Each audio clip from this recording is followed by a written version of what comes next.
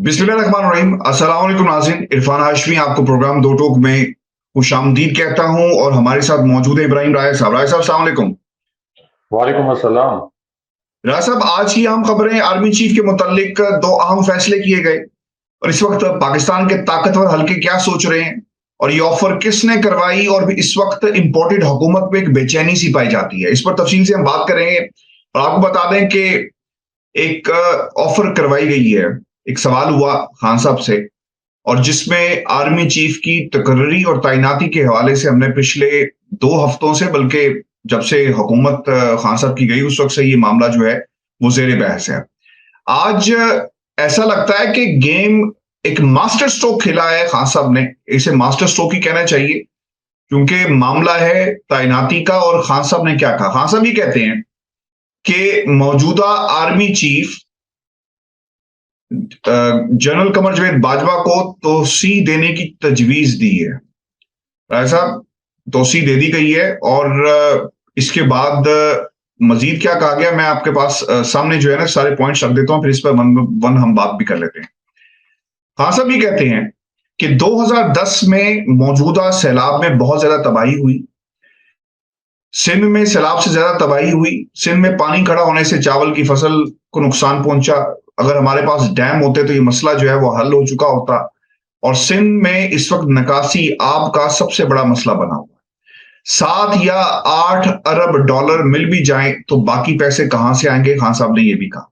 फिर वो ये भी कहते हैं कि दूसरा इम्तिहान आ रहा है, हमारी मईशत बड़ी तेजी से नीचे जा रही है। आईएमएफ का प्रोग्राम साइन किया, पेट्रोल और बिजली की कीमत 3 गुना बढ़ा दी गई। आईएमएफ प्रोग्राम के बाद भी रुपए की कदर नीचे जा रही है। मुझे खौफ है जिस तरह ये जा रहे हैं कि इस हुकूमत के पास कोई हल नहीं। एक तरफ सैलाब, अगर दिवालिया भी हो गए तो ये बड़ी तबाही होगा। उन्होंने मजीद ये भी कहा कि मुल्क में सियासी इस्तेकाम सिर्फ इलेक्शन से ही आ सकता है। जब हम गए तो डॉलर 178 रुपए का था, लेकिन आज डॉलर जो है इसमें ना सिर्फ इजाफा हुआ बल्कि ग्रोथ रेट 6% थी, ये भी कम हो गई है। रिकॉर्ड फसलें पैदावार हुई, वो भी नीचे आ गई। जो तेल की कीमत थी वो भी बढ़ जाती है। सियासी अदम इस्तेकाम रहा साहब अगर होगा तो मईशत किसी से उसी सूरत जो है संभाली जा सकती है। अगर सियासी इस्तेकाम नहीं होगा तो मईशत नहीं संभाली जाएगी।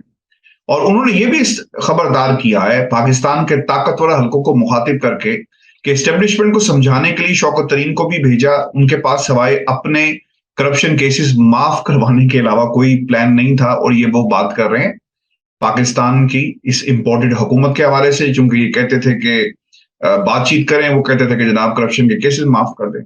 तमाम क्रेडिट एजेंसियों ने हमें जो है पाकिस्तान को डाउनग्रेड कर दिया। इनसे मईशत संभाली नहीं जा रही। स्टॉक मार्केट नीचे आया, आईएमएफ ने इन पर दबाव डाला तो उन्होंने कीमतें बढ़ा दी।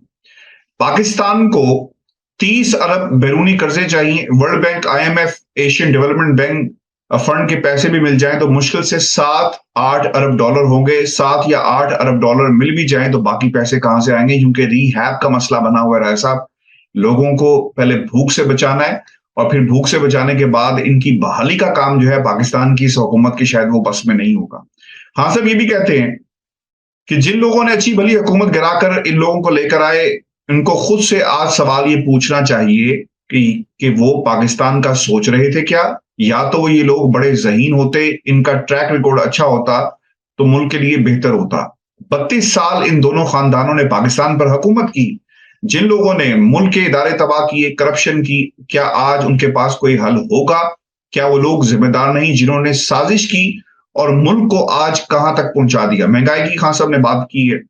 और फिर वो ये भी कहते हैं कि जब भी मुल्क को सुधारेंगे तो पहला तरीकाकार सियासी इस्तेकाम होगा। अगर सियासी इस्तेकाम नहीं तो माशी इस्तेकाम नहीं आ सकता। फिर ये भी उन्होंने कहा कि एस्टेब्लिशमेंट एम्पायर बनकर आ गए, हम गारंटी देते हैं ये आदमी ठीक होगा। इलेक्शन कमीशन के हवाले से भी उन्होंने कहा कि इतना जानिबदार नहीं देखा ऐसा इलेक्शन कमीशन, उसे हमेशा क्रिटिसाइज करते हैं। और इससे पहले उन्होंने खान साहब ने काफी सख्त अल्फाज भी इस्तेमाल किए थे इस इलेक्शन कमीशन के हवाले से। और फिर वो ये कहते हैं कि इलेक्शन कमिश्नर के लिए अपने नाम दिए और हमने भी अपने नाम दिए, जिस पर डेडलॉक हो गया। हमें उनके नाम मंजूर नहीं थे और उन्हें हमारे ऐसे में एस्टेब्लिशमेंट एम्पायर बनकर आई। और फिर उन्होंने कहा कि जनाब ये बंदा ठीक है, इस पर इत्मीनाद किया जाए। लेकिन आज राय साहब जो कुछ हो रहा है इलेक्शन कमीशन कर रहा है वो आपके सामने।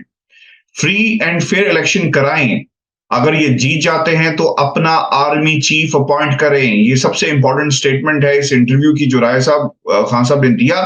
और अब उन्हें इस बात पर इतराज नहीं है, क्योंकि इससे पहले हमने बहुत सारे बयान देखे। तैनाती का मामला ऐसे ही शुरू नहीं हुआ था। तैनाती के ऊपर बहुत सारी स्टेटमेंट्स भी आई। पाकिस्तान मुस्लिम लीग नून क्या कहती है, मैं आगे चलकर आपके सामने वो भी रखूंगा। लेकिन राय साहब, आप इस नुक्ते को जो खान साहब ने उठाया और एक्सटेंशन की बात की है, किस तरह देखते हैं? ये मास्टर स्ट्रोक कहना चाहिए या फिर एक प्रेशर रिलीज होगा? क्योंकि पाकिस्तान के ताकतवर हल्के भी तो सोच रहे होंगे ना इस बयान के बाद कि खान साहब पहले तैनाती के हवाले से जो कुछ कहते थे, अब तो उन्होंने कहा कि जनाब तौसीह दे दें बाजवा साहब को, और जब इलेक्शन हो मुल्क के अंदर, उसके बाद जिस हुकूमत के पास मैंडेट होगा वो अपना आर्मी चीफ लगा ले। क्योंकि फिल फॉर अगर इलेक्शन कॉल भी कर लिए जाते हैं, यानी आज एज वी स्पीक टुडे राय साहब, फिर भी 3 महीने और इस दौरान तो नवंबर भी गुजर जाएगा, तो आपने आर्मी चीफ की तैनाती हर सूरत में करनी है। एक्सटेंशन के बगैर राय साहब कोई दूसरा रास्ता जो है वो नजर नहीं आ रहा। यानी ये जाए, एक्सटेंशन हो कुछ माह के लिए, गारंटी दी जाए, अगली गवर्नमेंट आए और वो अपना आर्मी चीफ जो है उसे तैनात कर दे। जी राय साहब। देखिए आशमी साहब, जो दीगर ममालिक हैं, खास तौर पर जो महज़ब दुनिया है, वहां पर तो आर्मी चीफ की तकर्री एक मामूल का अमल होता है। उसका सियासत से किसी किस्म का कोई ताल्लुक नहीं होता। लेकिन पाकिस्तान जैसे ममालिक में जहां इस्टेब्लिशमेंट का 75 साल से असर रसूख है, और इस्टेब्लिशमेंट खुद भी ये कहती है कि हमारा असर रसूख इसलिए है, खास तौर पर नून लीग और जरदारी खानदान के मुतल्लिक इस्टेब्लिशमेंट ने कई मरतबा ये ब्रीफिंग में बताया कि हमारा असर रसूख सियासत में इसलिए है कि अगर हम सियासत के अंदर अपना असर रसूख ना रखें तो ये जो सियासतदान है, अगेन मैं आपको बताऊं कि ये नून लीग और जरदारी खानदान की जानिब इशारा करते हुए ये कहा जाता रहा कि ये तो मुल्क लूट कर खा जाएंगे। तो इसलिए हमारी मजबूरी है कि मुल्क की सलामती को इंश्योर करने के लिए हम सियासत के अंदर अपना असर रसूख बरकरार रखें। और हम सब ये भी जानते हैं कि किसी भी आर्मी चीफ की तकर्री का मामला, अगरचे ये खालिस्तान एक तंजीमी मामला होना चाहिए, लेकिन पाकिस्तान में इसके बहुत से सियासी पहलू भी होते हैं। फिर आर्मी चीफ की तकर्री के लिए आशमी साहब जो भी फाइल मूव होती है GHQ से, अमूमन 5 जनरल्स की फाइल मूव होती है, लेकिन ये कोई हार्ड एंड फास्ट रूल नहीं है। 6 जनरल्स की फाइल भी मूव हो सकती है मोस्ट सीनियर की, और 7 मोस्ट सीनियर जनरल्स की फाइल भी मूव हो सकती है। आउट गोइंग आर्मी चीफ का एक उसके ऊपर नोट भी होता है हर लेफ्टिनेंट जनरल की परफॉर्मेंस के मुतल्लिक या उनके करियर के मुतल्लिक। और उसके साथ जो सबसे अहम बात है आशिम साहब के, वजारत दिफा का तो एक रोल सेरेमोनियल होता है, लेकिन किसी भी प्राइम मिनिस्टर के पास अपने जो सिविल इंटेलिजेंस जराए होते हैं, उन सिविल इंटेलिजेंस जराए से भी हर लेफ्टिनेंट जनरल जो कि मोस्ट सीनियर होता है, जिसका नाम अगले आर्मी चीफ के लिए लिस्ट में मौजूद होता है, उसके हवाले से सिविल इंटेलिजेंस जराए से भी बड़ी अहम नौयत की मालूमात होती हैं, और वो उन मालूमात पर भी रिलाई करते हैं। मिसाल के तौर पर army chief general Qamar Javed Bajwa, जब 2014 का धरना हुआ था तो ये रावलपिंडी के कोर कमांडर थे। तो जब जनरल बाजवा को आर्मी चीफ बनाया गया था, जाहिर है कि जनरल बाजवा सीनियरिटी लिस्ट में पहले नंबर पर नहीं थे। इसी तरह जनरल राही शरीफ को जब आर्मी चीफ बनाया गया था तो जनरल राही शरीफ भी सीनियरिटी लिस्ट में पहले नंबर पर नहीं थे। और इत्तेफाक की बात है कि जनरल राही शरीफ और जनरल कमर जावेद बाजवा जब आर्मी चीफ बनाए गए तो दोनों IG ट्रेनिंग एंड इवेल्युएशन के ओहदे पर काम कर रहे थे।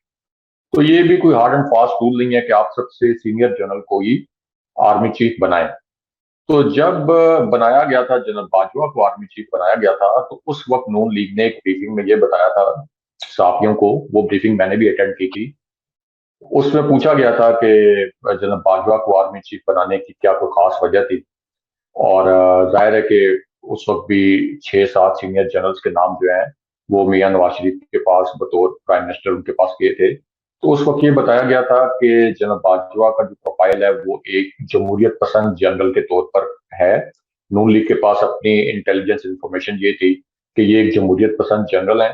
फिर एक आम परसेप्शन ये था जो नून लीग ने उस वक्त काफी फैलाया जनरल बाजवा को आर्मी चीफ बनाते हुए, कि 2014 के धरने में जनरल बाजवा मार्शल्लाह के हक में नहीं थे। यानी जो कोर कमांडर्स की मीटिंग्स होती थी वो उस वक्त इस हक में नहीं थे कि फौज उस वक्त टेक ओवर कर ले। और इसी तरह इसहाक डार और फवाद हसन फवाद, जो कि फवाद हसन फवाद को बाद में नैब के केसेस भी भुगतना पड़े, तो इनका भी बड़ा रोल था जनरल बाजवा को आर्मी चीफ बनाने में, जो एक ज़हन साजी की गई मियां नवाज शरीफ की, उसके हवाले से। तो मियां नवाज शरीफ का ये है कि जब उन्होंने आर्मी चीफ की तकर्री करनी होती है तो आखिरी वक्त तक वो अपने कार्ड्स जो है वो अपने सीने से लगा के खेलते हैं।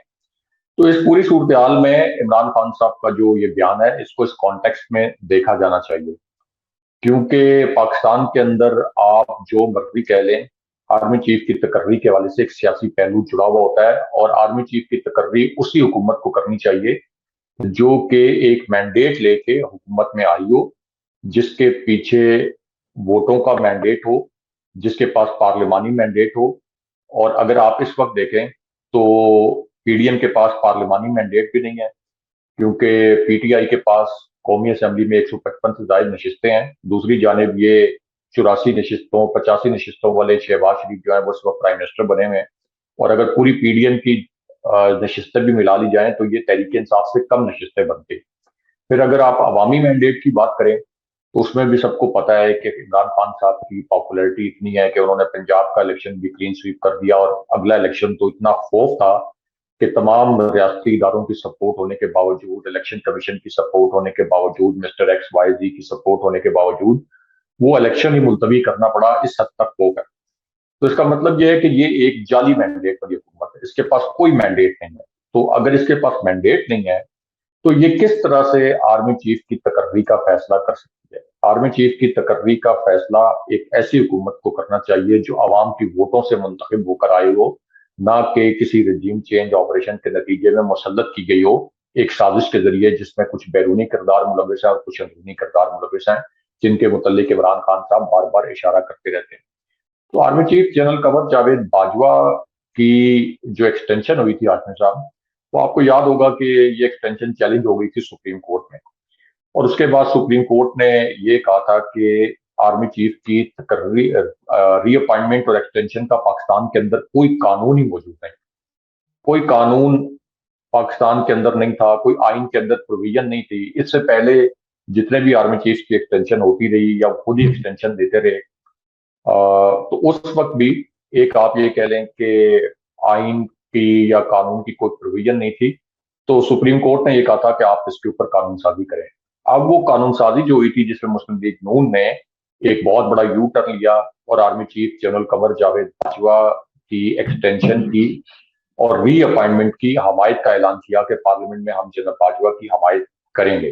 अब वो एक बहुत बड़ा यू टर्न और बहुत सरप्राइजिंग यू टर्न था, क्योंकि उससे 10 दिन पहले तक तो मियां नवाज शरीफ ये कहते थे कि army chief general Qamar Javed Bajwa ने मुझे मासूम करवाया, army chief general Qamar Javed Bajwa ने मुझे नायल करवाया। लेकिन उस वक्त जनरल बाजवा को जो एक्सटेंशन मिली, उसमें फिर ख्वाजा आसिफ ने और शहबाज शरीफ ने, कहा जाता है कि मियां नवाज शरीफ को ये कन्विंस किया कि हमें जनरल बाजवा की एक्सटेंशन की हमायत करनी चाहिए पार्लियामेंट के अंदर। तो अब इमरान खान साहब का जो कॉन्टेक्स्ट है, वो जो बैकग्राउंड है वो ये है कि ठीक है कि 6-7 जनरल्स की इस वक्त एक सीनियरिटी लिस्ट मौजूद है, और तमाम लेफ्टिनेंट जनरल्स जो जाहिर है कि इस ओहदे तक पहुंचते हैं, उनका अपना एक शानदार ट्रैक रिकॉर्ड होता है। इस वक्त जनरल आसिम मुनीर भी सीनियरिटी लिस्ट में मौजूद हैं, जो गुजरांवाला की कोर कमांड कर चुके हैं। और टेक्निकल ग्राउंड्स के ऊपर आप देखें तो सबसे सीनियर इस वक्त लेफ्टिनेंट जनरल जो है वो जनरल आसिम मुनीर हैं, क्योंकि उनकी जो मुद्दत मुलाजमत है ये army chief general Qamar Javed Bajwa की मुद्दत मुलाजमत से 2 दिन पहले खत्म हो रही है, यानी 27 नवंबर 2022 को, जबकि जनरल बाजवा का जो एक्सटेंडेड टेन्योर है ये खत्म हो रहा है 29 नवंबर 2022 को। तो टेक्निकल ग्राउंड्स पे देखा जाए तो तकरीबन 2 से 3 हफ्ते पहले समरी मूव हो जाती है जीएचक्यू से प्राइम मिनिस्टर हाउस के लिए, नए आर्मी चीफ की तकर्री के लिए, नए chairman joint chief of staff committee की तकर्री के लिए। तो टेक्निकल ग्राउंड्स पे फिर जनरल आसिम मुनीर आपके सबसे सीनियर जनरल इस वक्त, अगर सीनियरिटी लिस्ट में देखा जाए तो वो है। फिर आपके जनरल साहिब शमशाद मिर्जा जो है वो इस वक्त जो रावलपिंडी की कोर कमांड कर रहे हैं, इससे पहले chairman joint chief of staff, इससे पहले चीफ ऑफ जनरल स्टाफ रह चुके हैं। तो रावलपिंडी की कोर भी बड़ी इंपॉर्टेंट होती है, वो इस वक्त सीनियरिटी लिस्ट में दूसरे नंबर पर है। इसी तरह जनरल अजहर अब्बास है जो कि चीफ ऑफ जनरल स्टाफ हैं इस वक्त, इससे पहले रावलपिंडी के कोर कमांडर रह चुके हैं, वो इस तरह तीसरे नंबर पर है। फिर जनरल नौमान महमूद है और जनरल फैज हमीद है, और उसके बाद फिर जनरल आमिर का नाम भी लिया जा रहा है जो कि गुजरांवाला की कोर कमांड कर रहे हैं। तो ये 6 नामों की एक लिस्ट मौजूद है, लेकिन ये 6 के 6 बड़े हाई प्रोफाइल जनरल हैं, इनका जबरदस्त अपना करियर है। लेकिन इन 6 के 6 जनरल में से अब एक आर्मी चीफ का इंतखाब चूंकि पाकिस्तान के अंदर सियासत से भी जुड़ा हुआ होता है, इसलिए बहुत जरूरी ये है कि एक ऐसी हुकूमत आके आर्मी चीफ की तकर्री करे जिसके पास पूरा अच्छा, मैंडेट हो। वो आपने ठीक कहा कि ये तकर्री जो है उसी हुकूमत को करनी चाहिए राय साहब जिसके पास मैंडेट हो, लेकिन एक मसला यहाँ पर ये आया हुआ है कि तनकीद की जा रही है। तनकीद ये है कि इससे पहले एक बड़ा प्रेशर था खान साहब की तरफ से एस्टेब्लिशमेंट का और बाकायदा नाम लेते रहे।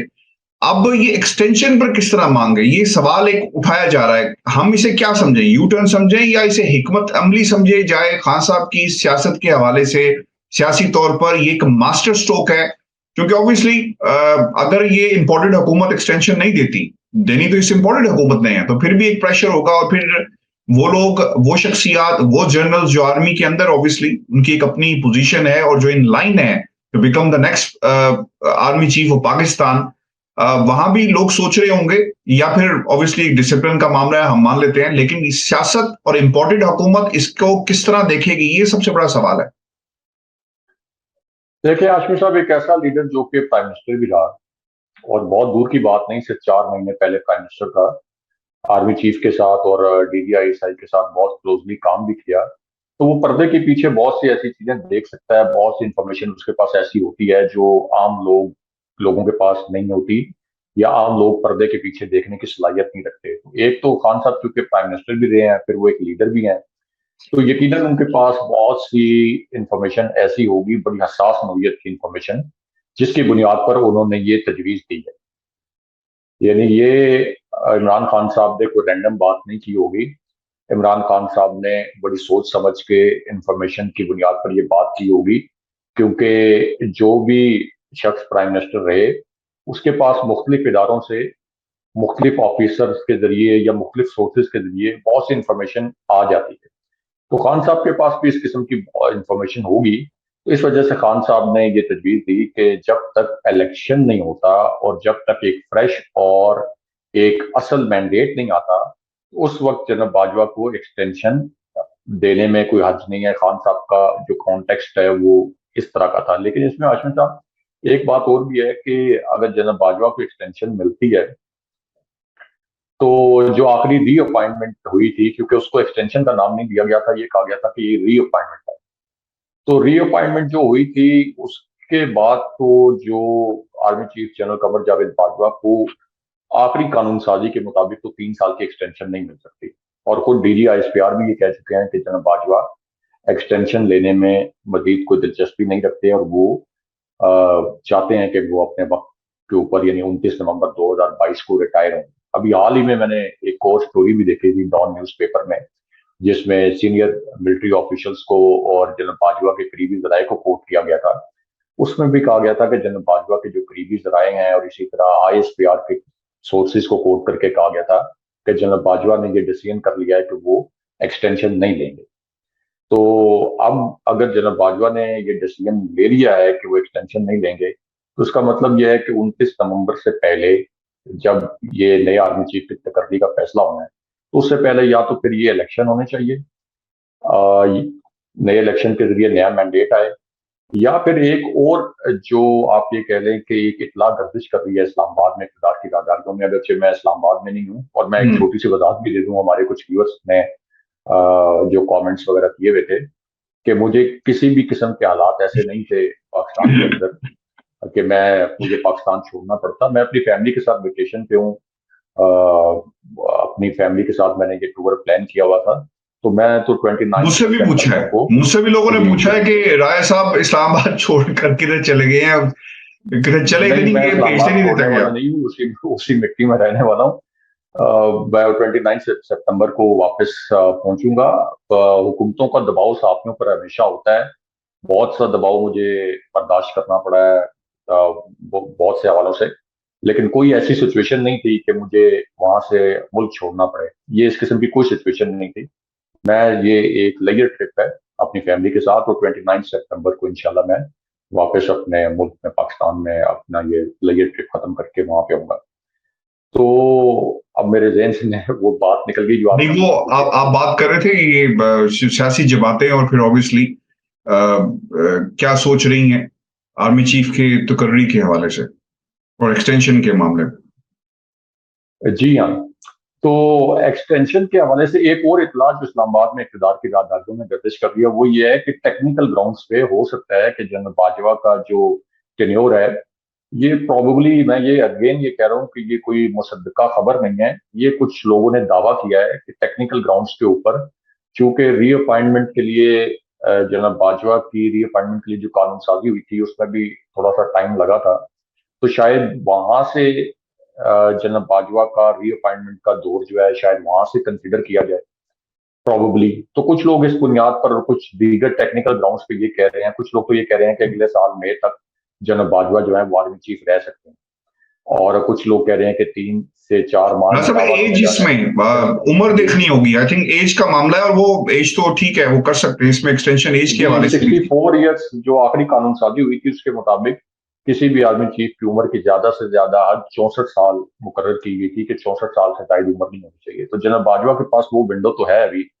अगर उनको एक्सटेंशन मिलती है तो वो विंडो तो है। कुछ लोग कह रहे हैं, दावा ये कर रहे हैं कि टेक्निकल ग्राउंड्स पे जनरल बाजवा हो सकता है 4-5 महीने और ज्यादा स्टे करें, लेकिन इसमें ज्यादा मोतबर राय चूंकि DGISPR कैमरों के सामने कह चुके हैं, और अभी मैंने जैसे कहा कि एक स्टोरी भी डॉन न्यूज में थी, बाकिर सज्जाद सैयद की, उसमें ISPR के और सीनियर मिलिट्री ऑफिसर से जराये को कोट किया गया था कि जनरल बाजवा ने यह फैसला कर लिया है कि अब नए आर्मी चीफ और नए chairman joint chief of staff committee आएंगे। ज़ाहिर chairman joint chief of staff committee का तकर्रुर तो हमेशा 3 साल के बाद होता है, उनको तो एक्सटेंशन नहीं मिलती, लेकिन अब ये बहुत अहम होगा कि क्या 29 नवंबर 2022 जब जनरल बाजवा की एक्सटेंडेड टेन्योर खत्म होगा तो क्या उससे पहले इलेक्शन होगा या नहीं होगा। अगर अच्छा, उससे पहले एक इलेक्शन होगा। ख्वाजा आसिफ साहब का ना इस पे बयान आया, मैं ये चाहूंगा नून लीग वाले क्या सोच रहे हैं, क्योंकि मसला तो उधर है। और इससे पहले आपको याद होगा एक्सटेंशन के बारे में मुतअद्दिद दफा ये बातें कही गई। ख्वाजा आसिफ साहब ये राय साहब जिन्होंने कहा था कि हम हमारी क्या जरूरत है, ये तो फैसला लंदन से हुआ था कि जनाब आप, और फिर मरीम ने कहा कि हम इस गुनाह में शामिल नहीं थे।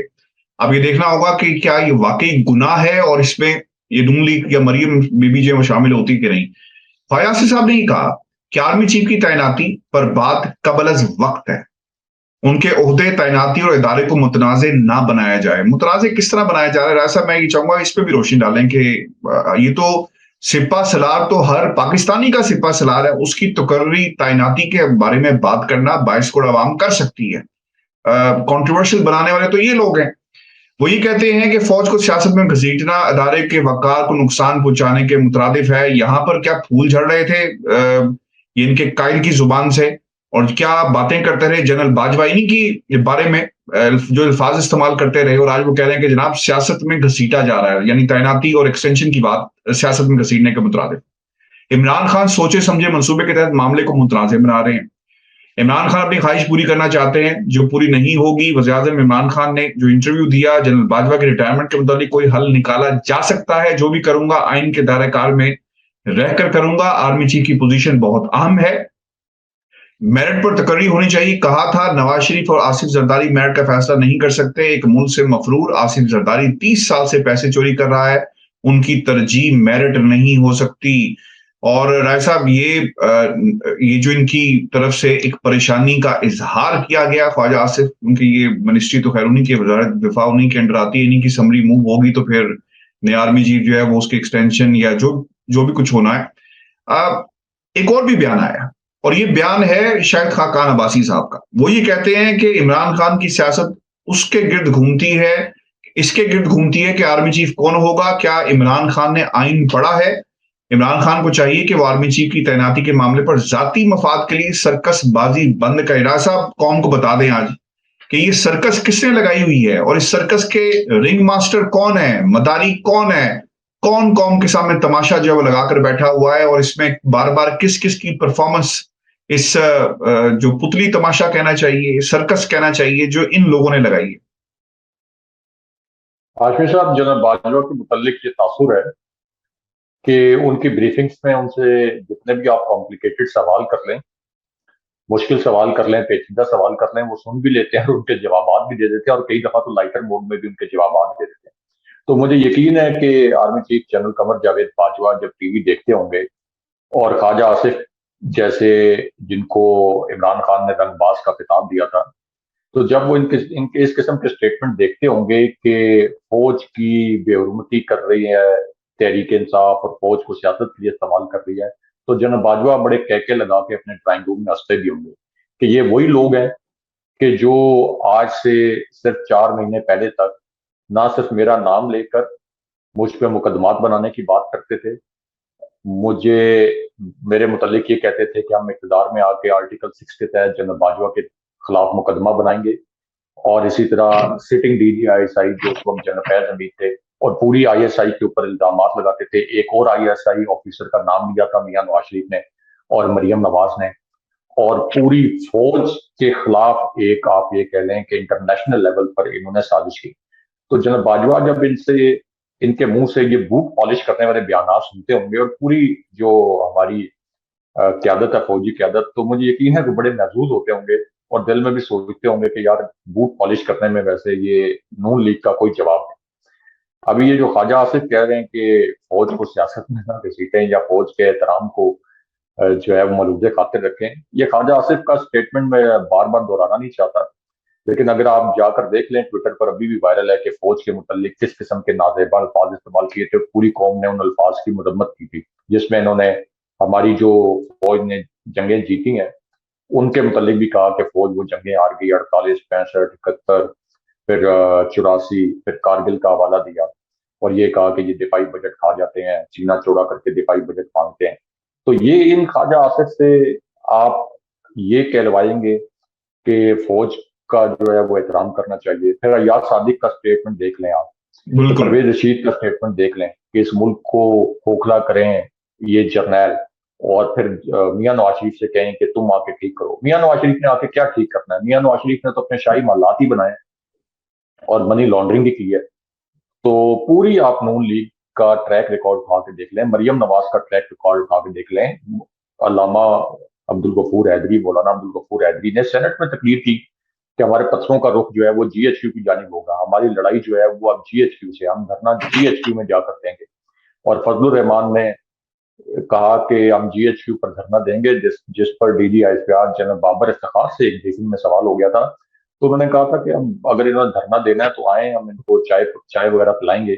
उस पर फिर फजलुर रहमान ने ये जवाब दिया था कि अच्छा, हमें तो आप सिर्फ चाय पे टरकाएंगे और आप खुद तो पिज्जा वगैरह खाते हैं। यानी उनका जो इशारा था वो आसिम सलीम बाजवा की जानिब था कि उनका तो पापा जॉन्स पिज्जा जो है वो आप खाते हैं और हमें कह रहे हैं कि हम चाय पे टरकाएंगे।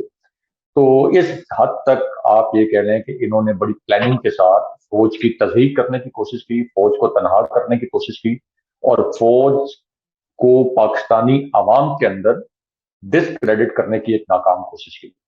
तो इस वजह से हाशमी साहब ये बड़े महजूज होते होंगे, जो हमारे चैनल है, खासतौर पर जो सीनियर लॉट है, कि ये किस हद तक जा सकते हैं बूट पॉलिश करने में। और इनके मुतालिक तो पाकिस्तान की सियासत में नून लीग के मुतालिक एक यानी ओपन सीक्रेट है और एक मुहावरा भी है। और खुर्शीद शाह का मैंने एक इंटरव्यू किया था हाशमी साहब, तो खुर्शीद शाह ने मुझे ये कहा था कि ये नून लीग जो है ये जब मुश्किल में हो तो ये पैर पड़ जाती है, जब इनकी मुश्किल खत्म हो, आसानी में हो, तो ये फिर गले पड़ जाते हैं।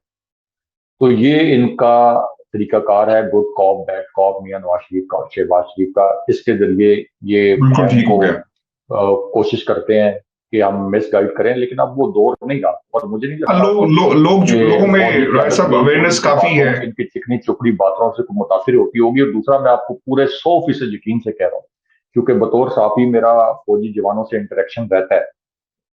मैंने फौज की बहुत सी असाइनमेंट्स कवर की हैं, मैंने एयरफोर्स की बहुत सी असाइनमेंट्स कवर की हैं, मैंने एयरफोर्स की बहुत सी अकेडमीज में जाकर प्रोग्राम किए हैं, टीवी प्रोग्राम किए हैं, मैंने फौज के साथ बहुत से टीवी प्रोग्राम किए हैं, फौजी जवानों के साथ। तो बतौर साफी मुझे पता है कि फौज के जवानों की पल्स क्या है। फौज के जवानों को पता है कि ये नून लीग जो है, इसने किस तरह से पूरी फौजी क्यादत को, पूरी फौज को, पूरी फौजी जवानों को इन्होंने अपने सियासी मकसद के लिए निशाना बनाया।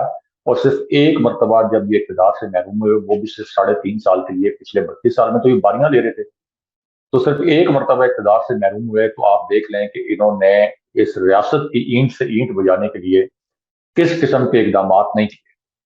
यानी कोई इन्होंने कसर नहीं छोड़ी, और तमाम ऐसे कौम परस्त अनासर जिनके मुतल्लिक फौज का ये मौक़िफ़ रहा है कि ये रियासत मुखालिफ अनासर हैं और फौज मुखालिफ अनासर है, उनको मिलाकर फौज के खिलाफ साजिशें। तो इनको शर्म आनी चाहिए सियासी तौर पर इस तरह की बात करते हुए कि आर्मी चीफ के ओहदे को मुतनाज़ा बनाया जा रहा है। आर्मी चीफ की तकर्री जब भी होती है उसके ऊपर तज़किये भी होते हैं, उसके ऊपर खबरें भी लगती हैं। 4-5 महीने पहले से बहस भी शुरू होती है, मुख्तलिफ चैनल्स के प्रोफाइल भी सामने आते हैं। तो इसमें तो कोई ऐसी चीज नहीं है कि किसी चैनल को राइट। मुतनाज़ा बनाया जा रहा है, क्योंकि सबको पता है कि लेफ्टिनेंट जनरल के ओहदे तक पहुंचना एक उनका एक बड़ा प्रोफाइल होता है। लेकिन पाकिस्तान जैसे ममालिक में चूंकि आर्मी चीफ की तकर्री बराह रास्त सियासी मामला से जुड़ी होती है, आने वाले सियासी मंजरनामे में किसी भी आर्मी चीफ का किरदार अहम होता है। तो इस वजह से आप इस तरह की जो बहस है वो हमेशा जनरेट होती है। सर क्विकली, ये खबर क्योंकि हम काफी देर से फॉलो कर रहे थे और हमारी जो लैंडमार्क खबर थी, ब्रेकिंग न्यूज थी, राना शमीम के केस में सर एक बड़ा ही ड्रामाई मोड़ आ गया है। आपको याद होगा, ये वही राना शमीम है जिनके जमीर पर बोझ था। राय साहब, आज क्या हुआ? उन्होंने मशरूत माफी मांग ली है और जो अल्फाज इस्तेमाल किए गए अदालत के अंदर, ये बड़ी इंटरेस्टिंग है। ये हमें जरूर इस पर बात करनी चाहिए। उन्होंने कहा कि जनाब, अदलिया को स्कैंडलाइज करने का सोच भी नहीं सकता। जब से प्रोसीडिंग शुरू हुई है तब से दुख और अफसोस का इजहार कर रहा हूं। जवाब में कहा गया कि मेरी गलत फहमी की बिना पर जो सूरत हाल पैदा हुई, शुरू दिन से इस पर अफसोस का इजहार करता आ रहा हूं। साकिब निसार से जुलाई 2018 में चाय पर मुलाकात के दौरान उनकी गुफ्तगू सुनी, जिन्होंने जस्टिस आमिर फारूक के बजाय सबसे सीनियर जज के अल्फाज अदा किए। तहम दिल की का मरीज हूं, बयान हल्फी चूंकि 3 साल बाद 72 साल की उम्र में जहनी दबाव में लिखा, इसलिए गलत फहमी की बिना पर सीनियर जज की जगह जस्टिस आमिर फारूक का नाम लिख दिया। फिर वो ये भी कहते हैं कि अदालत का कोई हाजिर सर्विस जज और इस तनाज़े में शामिल नहीं। अपनी गलत फहमी पर इस अदालत के तमाम हाजिर सर्विस जज से गैर मशरूत माफी मांगते हुए खुद को अदालत के रहमो करम पर छोड़ता हूं। लिहाजा अदालत से इस्तदा है कि मेरी माफी को कबूल किया जाए। अदालत ने इस पर यह कहा कि अदालत में किसी को नुकसान नहीं पहुंचाना चाहते, कोई जेन्युइन माफी मांगे तो हमारी कोई अना नहीं है। अपना बयान हल्फी उन्होंने जमा करवाने और अदालत ने इस पर 7 दिन का जो है वो वक्त दे दिया है। और फिर ये भी कहा गया कि तौहीन अदालत में किसी को नुकसान हम नहीं पहुंचाना चाहते, मोहलत देने की इस्तदा की। तो चीफ जस्टिस ने कहा कि अपना माफी नामा यानी हलफनामा जो है वो जमा करवा दें। चीफ जस्टिस बोले, आप सोच समझ कर सारी बात बयान हल्फी में लिखें। राय साहब, ये एक काम हो गया और जिससे इसको एक्सपोज किया और कहां पर क्या होता रहा। सबसे जो खतरनाक बात थी, बेनिफिशरीज माफी हो भी जाती है, इस पर कोई बात नहीं कर रहा कि इसके बेनिफिशरीज कौन थे, किसको फायदा पहुंचा। क्या कहेंगे राय साहब? और दूसरा, ये जो राना शमीम साहब का जमीर पहले सोया था फिर जाग गया, आजकल गलत फहमी का शिकार है। ये राना शमीम जो है आशमी साहब, ये कौन है? ये कोई आम शख्स नहीं है, ये चीफ जज रहे हैं गिलगित बल्तिस्तान। ये कोई आम शख्स नहीं है। तो ये इतना केस चल गया, 8-10 महीने के बाद इनको अचानक याद आ गया कि मैंने तो जस्टिस आमिर फारूक के मुतालिक बात नहीं की थी, क्योंकि अब लोग सवालात उठाना शुरू हो गए। अब तो जस्टिस आमिर फारूक साहब और बाकी इस्लामाबाद हाई कोर्ट के जो जज साहबान हैं, उनसे लोग सवालात उठाना शुरू हो गए थे कि मरियम नवाज ने तो बार बार जस्टिस आमिर फारूक का नाम लिया, एक मरतबा नहीं कई मरतबा नाम लिया, तो उनके खिलाफ आपने तौहीन अदालत की कार्रवाई क्यों नहीं की? उनके मुतालिक आपने क्यों नहीं कहा कि इनके ऊपर फर्द जुर्म आयद होगी? इसी तरह राना शमीम का केस जो इतना लिंगर ऑन हुआ, उसके ऊपर इस्लामाबाद हाई कोर्ट के जज साहबान से लोग सवालात कर रहे थे। आप देखें ट्विटर के ऊपर ट्रेंड भी चल रहे थे। तो अब राना शमीम को, जो कि चीफ जज रहे, उनको 8 महीने के बाद जब उनको पता चल गया कि जो उनका पर्पस था, यानी एक डील के जरिए, एक चोर दरवाजे के जरिए, एक बैरूनी साजिश के जरिए जिसके अंदर कुछ अंदरूनी किरदार भी शामिल हों, उनको मिलाकर जो नून लीग को इक़्तिदार में लाना था वो तो ले आए। तो अब तो पर्पस सर्व हो गया। तो अब उन्होंने कहा कि चले मैं यू टर्न ले लेता हूँ, कितनी डिटाई के साथ। और फिर इस्लामाबाद हाई कोर्ट को इस मामले को इस तरह से नहीं जाने देना चाहिए। यानी ये तो 8 महीने के बाद अब वो सिर्फ ये कह दें कि मैंने तो गलती से कोई सिटिंग जज का नाम नहीं था, वो गलती से नाम कुछ और लिख दिया और कोई गलतफहमी हो गई, तो इंटेंट तो आप चेक कर लेते ना। यानी जो जज साहिबान है, जाहिर है कि पूरी जिंदगी उनकी कानून के शोबे में गुजरी है, तो आप इंटेंट चेक कर लेते हैं। जैसे खान साहब का इंटेंट, हर किसी को पता है कि खान साहब का इंटेंट ये था कि जो एडिशनल सेशन जज हैं जेबा साहिबा, कि उनके खिलाफ मैं लीगल एक्शन लूंगा जब हमारी हुकूमत होगी। और हुकूमतें लीगल एक्शन लेती भी हैं जज साहिबान के खिलाफ। लेकिन यहाँ पर राना शमीम का इंटेंट क्या था? राना शमीम का इंटेंट ये था कि इस्लामाबाद हाई कोर्ट, जहां पे मरियम नवाज का केस चल रहा था, उनको बदनीयत साबित किया जाए, इस्लामाबाद हाई कोर्ट के जज साहिबान को उनको दबाव में लाया जाए जी और दबाव में लाके मरियम नवाज के हक में फैसला ले लिया जाए। ये बड़ा क्लियर इंटेंट था। तो जब भी अदालतें फैसला करती हैं तौहीन अदालत के केसेस में, तो अमूमन अदालतें देखती हैं कि इंटेंट, आपके इंटेंट को, आपके इरादे को जज करती हैं। तो इसमें तो बड़ा क्लियर इंटेंट था कि शरीफ खानदान, जिसको अदालतों ने सिसिलियन माफिया करार दिया था, कि उनका इंटेंट क्या था। लेकिन खान साहब पर तो आपने कहा कि जी हम फर्दे जुर्म की कार्रवाई करेंगे। चले, आप ये भी करके देख लें, रियासत ने अगर ये फैसला किया कि खान साहब पर फर्दे जुर्म लगानी है, तो फर्दे जुर्म भी लगा के देख लें। क्या फर्दे जुर्म लगा के आगे व्हाट्स नेक्स्ट, क्या करेंगे आप आगे, क्या जिद करेंगे? क्योंकि इमरान खान तो अकेले नहीं है। इमरान जिद पूरी करेंगे साहब ऐसा, और क्या डायरी करेंगे? लेके निकले थे हाशमी साहब, वहां से मिस कैलकुलेशन हुई। जब खान साहब प्राइम मिनिस्टर हाउस से एक डायरी लेकर निकले, तो वहां से बस मिस कैलकुलेशन हो गई कि बस उस वक्त कुछ लोगों ने, कुछ हलकों ने ये अंदाजा लगाया कि इमरान खान इज ओवर। लेकिन खान साहब जब डायरी लेके अकेले निकले और उसके बाद फिर इसके मतलब खबरें भी लगी, तो आप ये देखें कि उसके बाद खान साहब के साथ पूरा पाकिस्तान खड़ा हो गया। तो अब खान साहब अकेले नहीं है, 14 करोड़ अवाम ऐसे हैं जो बराह रास्त इमरान खान साहब के साथ खड़े हैं। और खौफ इतने हैं 14 करोड़ लोगों का जो इमरान खान साहब के साथ खड़े हैं कि आपको इलेक्शन ही मुलतवी करने पड़ रहे हैं। आपने क्लीन स्वीप करवा दिया पंजाब के अंदर, नून लीग की सियासत को बर्बाद करवा दिया। तो इसलिए आप जो मर्जी हरबा इस्तेमाल कर लें इस वक्त। हाशमी साहब देख लें, खान साहब के खिलाफ इन्होंने पहले वो फरा बीबी का स्कैंडल बनाने की कोशिश की, फिर कुछ मुबैना ऑडियो टेप्स लीक करने की कोशिश की बुशरा बीबी साहिबा के मुतालिक। लेकिन खान साहब की पॉपुलैरिटी के ऊपर 0.1% फर्क ही पड़ा। हर आने वाले दिन के साथ खान साहब की पॉपुलैरिटी बढ़ रही है, क्योंकि लोगों में शऊर आ गया। लोगों को पता है कि हमारे पास ऑप्शन, एक तरफ जरदारी मियां नवाज शरीफ और शहबाज शरीफ है, जिन्होंने लूट खसूट किया और अपनी अगली नस्लों को भी हमारे ऊपर मुसल्लत करने के लिए तैयार कर लिया है। दूसरी जानिब इमरान खान साहब ऑप्शन है, और ये ऑप्शन बड़ा क्लियर है। यानी आपके लिए एक फैसला लेना बहुत आसान है। तो इसलिए इस तरह के हरबे जो हैं, या खान साहब को टेक्निकल ग्राउंड पर नॉकआउट करना या इस तरह पर्दे जुर्मायत करना, इससे आप मुल्क की सलामती से तो खिलवाड़ कर सकते हैं, इमरान खान साहब की सपोर्ट से लोगों को नहीं रोक सकते। बहुत शुक्रिया साहब। व्यूअर्स, ये आज का शो था हमारा। अपने कमेंट्स भेजिएगा, चैनल को जरूर सब्सक्राइब करें। इजाजत दीजिए, अल्लाह ने के बाद। अल्लाह ने